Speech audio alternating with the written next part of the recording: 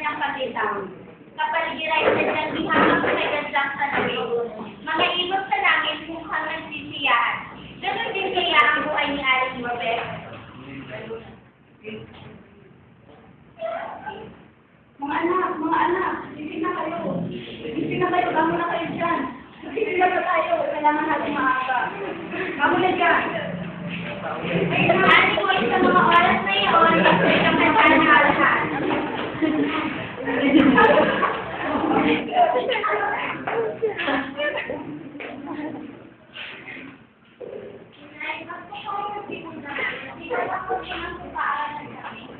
Anak, kaya pagpatensya mo na si nanay.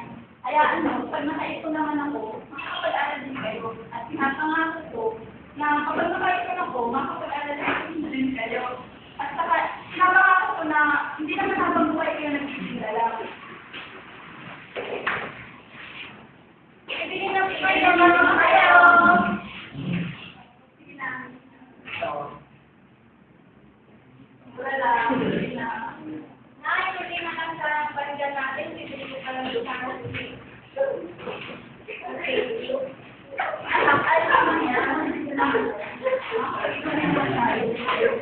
nagdadami na ng mga uli ang mag-ina.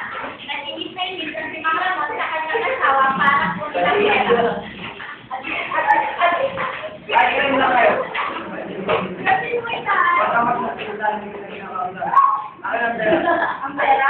Alam ka naman, hindi ka naman hiya sa mga anak mo. Nakilala ng katawan mo, pag ang pinagtatrabaho mo. Ano ka ba naman? Ako ka na lang maasa. Sabi pa ginagamit sa mga pera mo. Sugal. At walang nagawa ang mag-ina ay ibinigyan na lamang ni Aling Lupi ang pera. O, magiging nooy ay kaya ganyan na ang naging ugali ni Mang Ramon. Walang hanap buhay, puro lugar, at walang ibang gawin na kundi ang sakla ng kanyang mag-ina.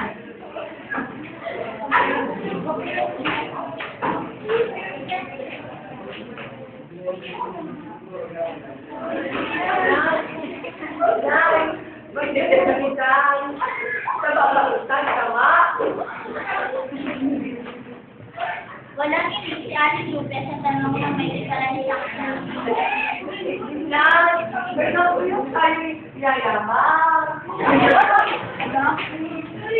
Wala na tayo mag-aas ng mga pangalan lang tayo.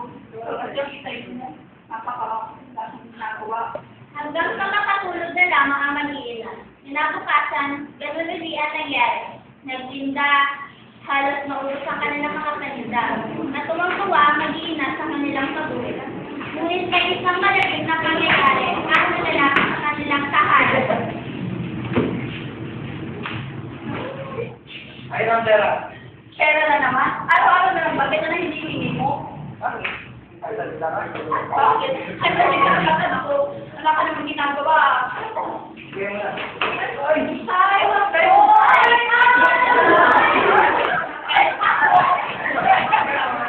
Hindi ka naiyak sa mga anak mo. Hindi naman sila nakakapag-aral dahil sa'yo. Kung sa ako mga pera na. Mga pera na. Just borrow.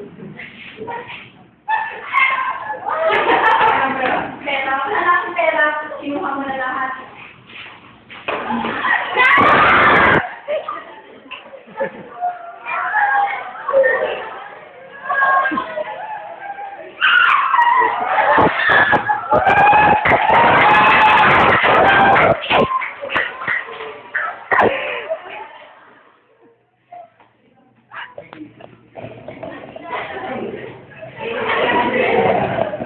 Sa loob ng makatang panahon ay natauhan din si Mang Ramon.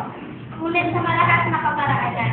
Pinagsisisihan niya buwan sa kanyang mga naging kasalanan na nabubuhay pa at maging sa kahuli-huli ang sandaling buhay na kanyang asawa. At ngayon, naging na siyang ulirang ama sa kanyang mga anak at mayroon na rin disposisyon sa buhay. Malalim na siyang hindi sapat ang mabuhay sa mundo kung wala ka namang gagawin. Sa kadahilan ng bawat gusto ng ating buhay ay may bukas na nag-iintay. Maraming salamat sa inyong